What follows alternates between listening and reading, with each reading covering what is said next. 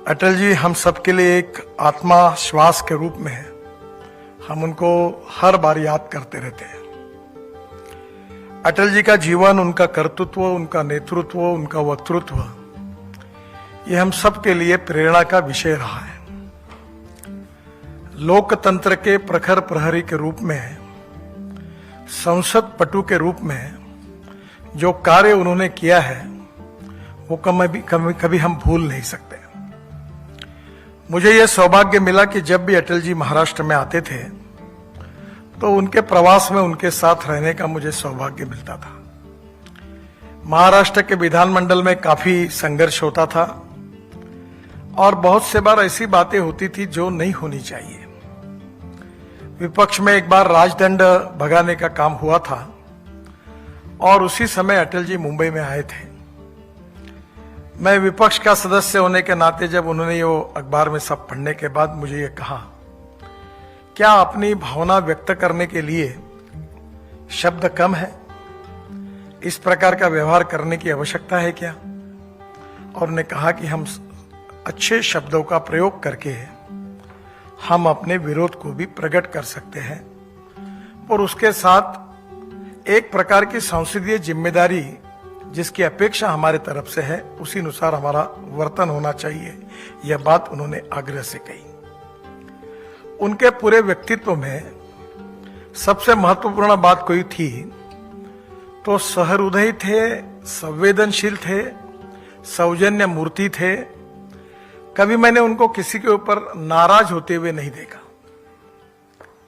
एक बार हवाई जहाज कैंसिल हो गया तब मराठी नाटक अटल जी को बहुत पसंद रहता था, तो 2 बार मैं उनको कार्यक्रम नाटक देखने के लिए आग्रह से लेके गया।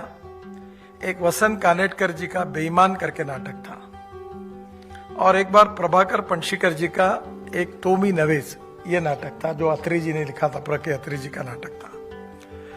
अटल जी ने उसका आनंद लिया और जब वो कभी भी मिलते थे तो मराठी में बोलते थे, तुम्ही कशे काय आहात। यानी उनका आज भी वो शब्द हृदय में है। अटल जी के सहृदयता के तो अनेक उदाहरण हैं। नम्रता, शालीनता, सहृदयता, सौजन्यशीलता, सहिष्णुता, सर्वसमावेशकता, ये उनके व्यक्तित्व की विशेषता थी। किसी भी व्यक्ति के साथ उसका सम्मान रखकर बात करने का उनका तरीका, ये आदर्श परंपरा थी।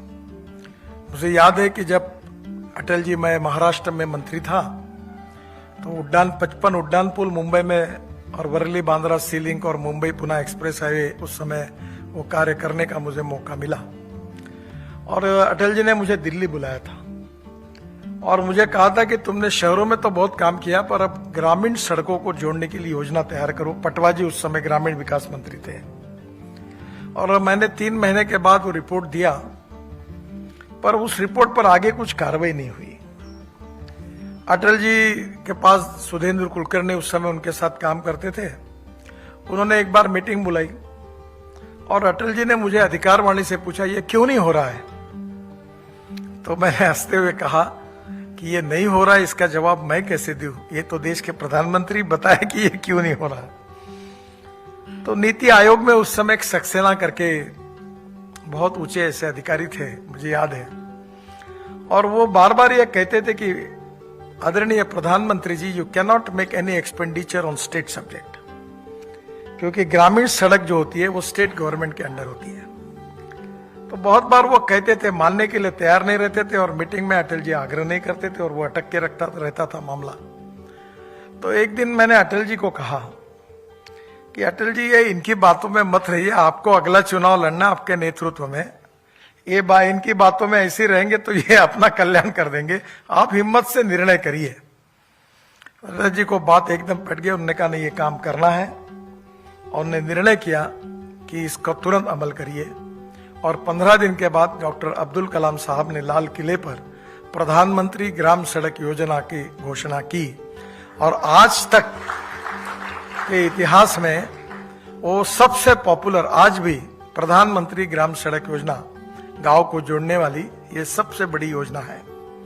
और 6.5 लाख गांवों में से करीब आज 4.5-5 लाख गांवों के लिए अच्छे रोड बने और ग्रामीण जनता को सही अर्थ में प्रगति और विकास का पता चला। ये काम अटल जी ने किया।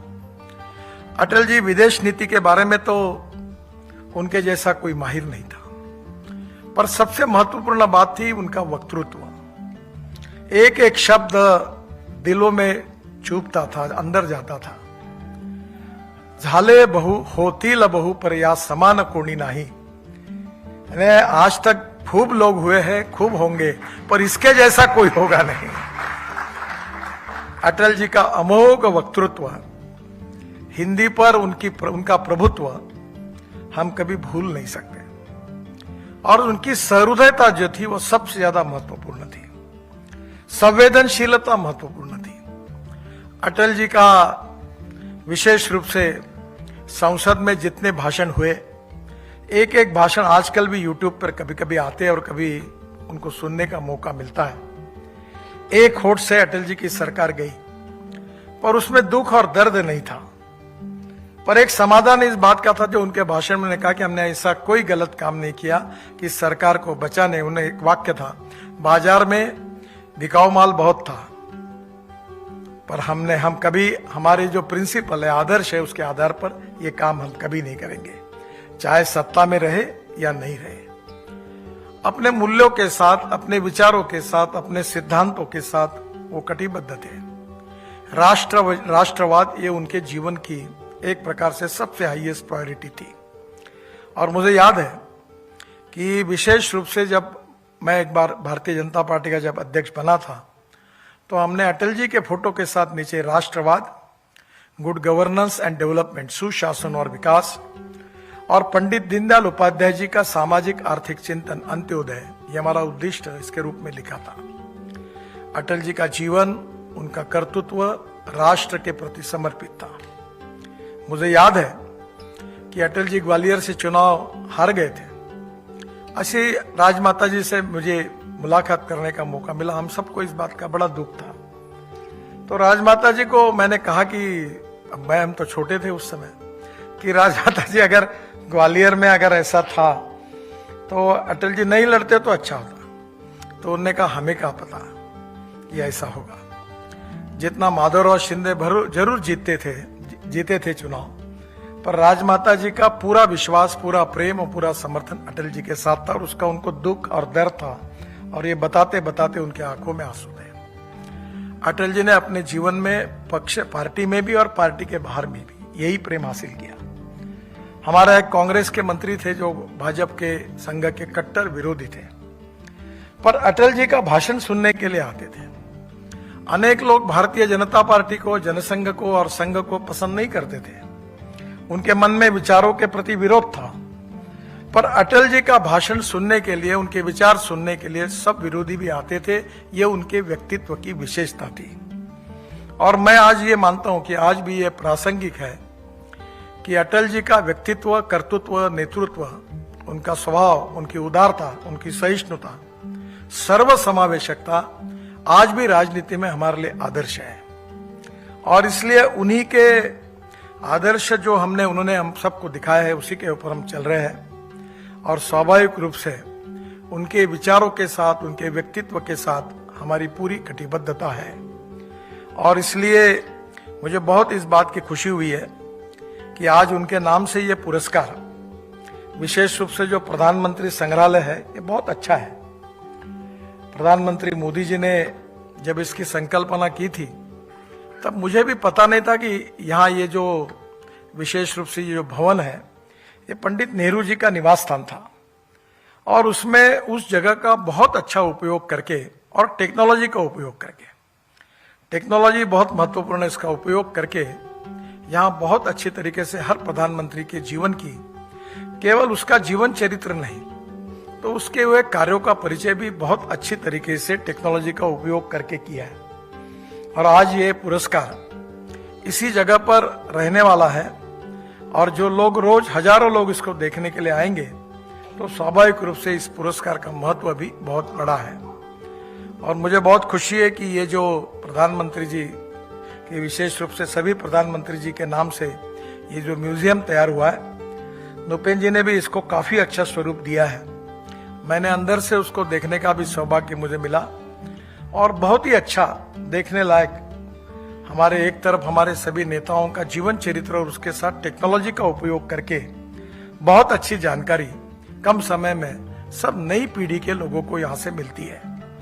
आज मुझे बहुत खुशी है कि नमिता जी और रंजन जी भी अटल जी की विरासत के रूप में हम सब से उनका प्रेम भी है और उनके सबके साथ संबंध भी है, और स्वाभाविक रूप में उनके तरफ देखकर अटल जी की फिर से एक बार याद आती है।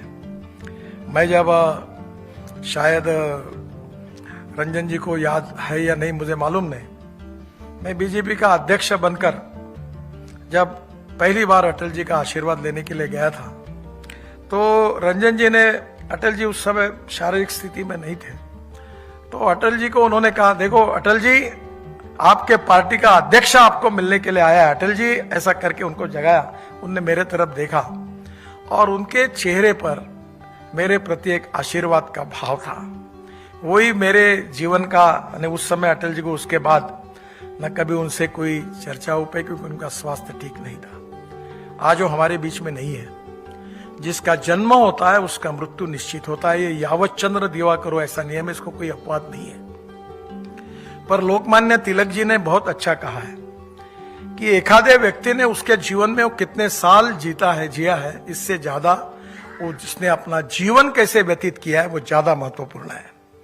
और अटल जी की यही विशेषता रही है कि बहुत ही सामान्य परिवार से आकर एक पत्रकार के रूप में प्रभावी रूप से कार्य करके, संघ के स्वयंसेवक के रूप में, प्रचारक के रूप में, और जनसंघ के अध्यक्ष के रूप में, और बाद में देश के विदेश मंत्री, और बाद में विशेष रूप से हमारे देश के प्रधानमंत्री के रूप में उनका कार्य हमारे लोकतंत्र के इतिहास में लिखा गया है।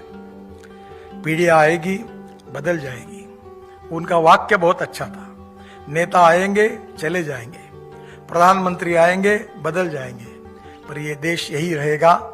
हमें जीना है तो देश के लिए, हमें कुछ कार्य करना है तो देश के लिए। यही समर्पित भाव से अपने देश को मातृभूमि मानकर अपने संपूर्ण जीवन को समर्पित करके जीवन जीने वाले एक प्रखर राष्ट्रभक्त, और आज भी हमारे कार्य की प्रेरणा जिन्होंने दी, ऐसे अटल जी हमारे हृदय में विराजमान है। आज इस कार्यक्रम के निमित्त क्यों ना हो, फिर से एक बार उनकी याद उजागर करने का मौका हम सबको मिला। मैं चतुरंग प्रतिष्ठान को बहुत बहुत धन्यवाद देता हूं, और निश्चित रूप से अटल जी का आशीर्वाद आगे भविष्य में हमको उन्होंने दी हुई दिशा के अनुसार ही जाने का मार्ग प्रशस्त रूप से दिखाएगा।